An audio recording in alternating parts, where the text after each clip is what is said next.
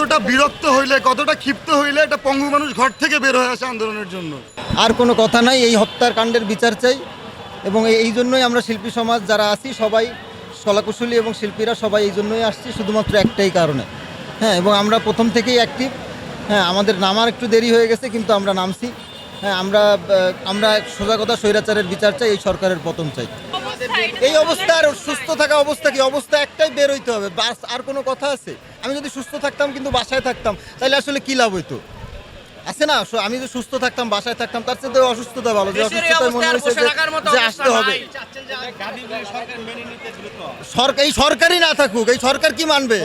সরকারই তো বৈধ না, বৈধ সরকার থাকলে না তার সে মেনে নিবে। আমি এই সরকারই তো চাই না। এই সরকার কি মানবে দাবি? ও কার বিচার করবে? আমি নিজের বিচার নিজে কেমনে করে? সেটাই এই প্রশ্নটাই তো অবান্তর। অবান্তর প্রশ্ন, নিজের বিচার নিজের প্রশ্নটা অবান্তর না? তাদের বিচার আমাদের করতে হবে, এখন সেই সময় আসছে। এই জিনিসটা কিন্তু আপনারা চিন্তা করেন, একটা মানুষ কতটা বিরক্ত হইলে, কতটা ক্ষিপ্ত হইলে একটা পঙ্গু মানুষ ঘর থেকে বের হয়ে আসে আন্দোলনের জন্য। এই জায়গাতে হচ্ছে আমাদের কথা যে কি একটা বাজে অবস্থা। আজকে যারা মরে যাচ্ছে তাদের আমরা দেখছি যে অধিকাংশ মানুষ এমনও হয়েছে যারা আসলে আন্দোলনের ক্ষেত্রে যুক্ত ছিল না, পথচারী কিংবা একটা শিশু যারা বাসার ছাদে দাঁড়ায় ছিল, তারা পর্যন্ত মরে যাচ্ছে। তো এই ঘটনা আমার মনে হয় না যে আমরা এবং আমাদের যারা সিনিয়র যারা জীবিত আছেন তারা এর আগে কখনো দেখছে। এর আগে কখনো এরকম ঘটনা হয়তো ঘটে নাই এই দেশে। তো এইটা আমরা খুব বেশি ধিক্কার জানাই। আমরা চাই এই সরকারের পদত্যাগ চাই, আমরা নতুন রাষ্ট্রের সংস্কার চাই এবং আমাদের এই দাবিগুলো, যা হত্যা হচ্ছে এইগুলোর আমরা বিচার চাই। আসলে এই বিচার আমরা কোথায় চাই, কার কাছে সেটা আমরা জানি না, যে অবস্থা দাঁড়ায় গেছে, কিন্তু আমরা তবুও চাই। আমাদের উপায় নাই, রাস্তায় নামতে হবে, কে করবে আমরা জানি না। দেখেন, আমি একটা কথা বলতে চাই, সেটা হচ্ছে প্রধানমন্ত্রী খুব কান্নাকাটি করে ভাষাই দিতেছে।